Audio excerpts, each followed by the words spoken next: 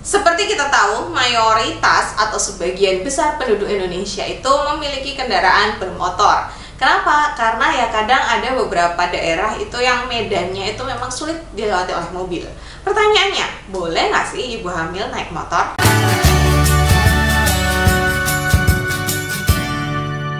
Halo, selamat datang di Kriwil Life, ngobrolin kesehatan bareng aku, Bidan Kriwil. Hari ini kita akan ngobrolin, boleh nggak sih ibu hamil naik motor? Ngomong-ngomong soal naik motor, sebenarnya memang kendaraan yang biasa aku gunakan sehari-hari itu adalah motor. Jadi sampai sekarang itu aku masih takut bawa mobil karena aku tuh susah parkir gitu loh. Jadi ada suatu kejadian dimana ketika aku belajar parkir itu nggak sengaja aku nyerempet gitu. Jadi mobilnya tuh baret panjang.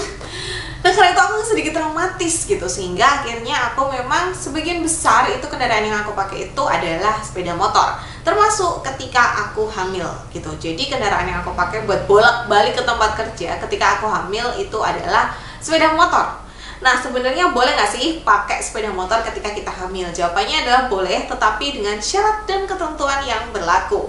Yang perlu ibu-ibu ketahui, memang naik sepeda motor itu sedikit lebih kurang aman dibandingkan kalau misalnya naik mobil. Kenapa? Karena kalau misalnya nih kita naik mobil gitu ya, amit-amit mobilnya ditabrak atau gimana, kita yang di dalam itu tidak langsung terkena atau mungkin kita tidak langsung terguling gitu ya. Tapi kalau misalnya kita naik kendaraan bermotor, tentu aja pelindung kita kan ya cuman helm gitu. Kalau misalnya tiba-tiba kita jatuh atau gimana, ya kita akan jatuh dari motornya dan mungkin akan jatuh ke aspal gitu. Makanya penting sekali untuk berhati-hati ketika kita menggunakan kendaraan bermotor, apalagi kalau misalnya lagi hamil, dan pastikan untuk mematuhi rambu-rambu lalu lintas dan juga memakai helm, jaket, celana panjang, sepatu gitu ya, untuk meminimalisir kalau amit-amit seandainya kita jatuh. Kemudian kalau di motor itu biasanya memang guncangannya itu lebih terasa gitu ya. Jadi apalagi kalau misalnya jalannya medannya berat, jalannya naik turun, geronjal-geronjal gitu ya, guncangan di motor itu akan lebih terasa gitu dibandingkan kalau misalnya naik mobil atau naik kereta. Kereta mah kayaknya nggak ada guncangannya ya Bu Bintia, gimana nih? Nah kemudian selain itu biasanya kalau kita naik motor itu memang kita harus lebih bisa untuk menjaga keseimbangan gitu. Makanya kalau misalnya mungkin kita lagi hamil muda, kita sering lemes, pusing-pusing gitu ya, ya sebaiknya hindari dulu untuk naik motor sendiri. Mungkin kita bisa dibonceng gitu, jangan sampai ketika lagi naik motor tiba-tiba kita pusing gitu terus amit-amit jatuh. Atau misalnya kita lagi anemia gitu, usahakan ya dibonceng aja gitu ya, karena nanti takutnya ketika bawa motor tiba-tiba geliang, nah jatuh deh gitu. Nah karena ada syarat dan ketentuan yang berlaku, jadi memang kita harus memperhatikan beberapa hal ketika kita naik motor dan kita sedang hamil. Yang pertama tentu harus mengutamakan keselamatan, jadi harus pakai nih helm, jaket, celana panjang, sepatu, mematuhi rambu-rambu lalu lintas, mengatur kecepatan gitu ya, jadi jangan ngebut terus zigzag gitu ya. Itu meningkatkan resiko kecelakaan Bu. Jadi sebaiknya memang ya kita jalan di jalan kita, tidak melawan arus, kecepatannya yang biasa-biasa aja, gak usah terlalu lambat karena nanti bisa bikin emosi pengguna jalan lain, tapi juga jangan terlalu cepat atau ngebut.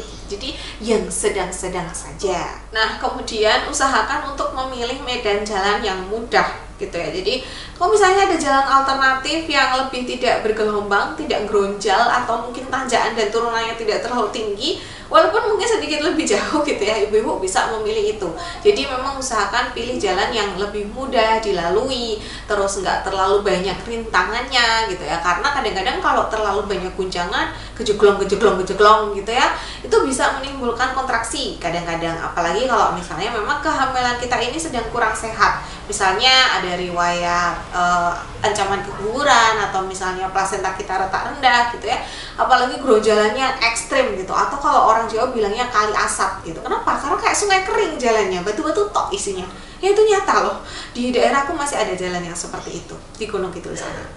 Nah kemudian perhatikan juga posisi duduk kita gitu. Jadi kalau misalnya kita posisi duduknya yang kita bawa motor sendiri, ya tentu aja posisinya yang benar gitu ya, jangan misalnya freestyle atau sambil berdiri gitu.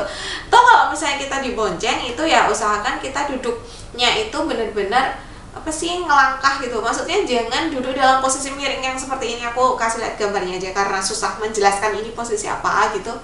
Karena posisi duduk yang seperti ini akan membuat sepeda motor itu jadi lebih tidak seimbang, sehingga resiko jatuhnya lebih besar. Lalu perhatikan kondisi kesehatan kehamilan kita dan kondisi ibu. Jadi kalau misalnya ibu memang sedang dalam posisi yang lemas, kemudian ada riwayat perdarahan, ada riwayat ancaman keguguran seperti yang aku sebutkan tadi, ada riwayat gangguan tulang belakang, kemudian mungkin plasentanya letak rendah, atau misalnya ada kemungkinan ibu ini melahirkan prematur, atau ada komplikasi lainnya seperti misalnya preeklamsia, usahakan jangan bawa motor sendiri gitu. Jadi kita bonceng aja kalau kepepet banget, kalau misalnya memang tidak ada kendaraan lain yang bisa digunakan, jangan bawa motor sendiri. Jadi kita naik motor tapi dibonceng gitu, karena takutnya ketika kita bawa motor sendiri tiba-tiba mungkin mengalami gangguan atau kesulitan di jalan gitu, misalnya tiba-tiba pusing atau tiba-tiba sesak nafas. Nah gimana, ayo lagi bawa motor tiba-tiba pusing, tiba-tiba sesak nafas, apa yang akan kita lakukan gitu. Tapi kalau misalnya kita dibonceng kan kita kayak bisa,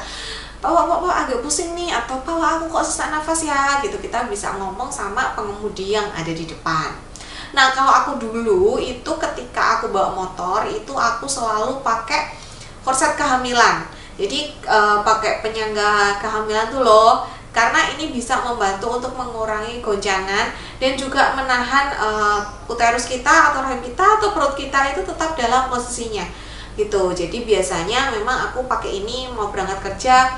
Kalau di tempat kerja sekiranya pasiennya tidak terlalu banyak, kerjaannya juga tidak terlalu banyak gitu, biasanya aku nggak pakai. Tapi kalau misalnya kira-kira bakalan rame nih, atau banyak persalinan, atau bakal mondar-mandir gitu, biasanya di tempat kerja juga aku pakai. Nah ibu-ibu bisa cek nanti di link di deskripsi box, nanti aku akan kasih rekomendasi korset kehamilan yang ibu-ibu bisa pakai, atau ibu-ibu juga bisa pakai stretchy warp atau woven warp untuk belly wrapping gitu. Jadi sebenarnya prinsipnya sama sih gitu ya, untuk membantu menyangga perut gitu. Nanti juga aku akan kasih link di deskripsi box untuk stretchy warpnya. Nah stretchy warp ini nanti sebuah investasi sih menurutku, karena ibu bisa pakai sebagai belly wrapping, dan nanti setelah anaknya lahir bisa dipakai juga untuk menggendong. Nah yang terpenting adalah ketika kita naik motor ya, ketika sudah merasa tidak nyaman, misalnya ada kontraksi, perutnya mules, kitanya nggak enak gitu, nah tentu saja sampaikan sama pengemudi yang ada di depan, kita minggir dulu, kita istirahat dulu.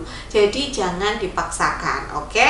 Dan permasalahan boleh nggak sih perjalanan jauh naik motor, itu tentu saja tergantung sama kondisi ibu-ibu. Nah ini sebentar lagi lebaran gitu ya, siapa tahu mau mudik dan sedikit jauh mudiknya mau naik motor. Perhatikan kesehatan ibu, kenyamanan ibu. Kalau misalnya lagi hamil muda gitu ya, terus sering mual-mual, muntah, atau mungkin pernah ada riwayat flag, mungkin bisa dipertimbangkan gitu ya, jenis kendaraan lain yang mungkin lebih, ibunya bisa lebih santai gitu, lebih tidak ada banyak goncangan gitu. Tapi kalau misalnya semua kondisi baik, atau apalagi sebelum melakukan perjalanan jauh ibu-ibu check up dulu, maka tentu saja bisa menggunakan sepeda motor, asal nggak bawa sendiri ya, tapi dibonceng. Dan selalu istirahat kalau misalnya terasa capek atau misalnya ada keluhan, minggir dulu, istirahat dulu. Nah sekian dulu video kita kali ini, semoga bermanfaat, semoga nggak bikin galau lagi. Kalian sendiri tim naik motor atau tim bawa mobil atau tim kendaraan umum atau tim ojek online?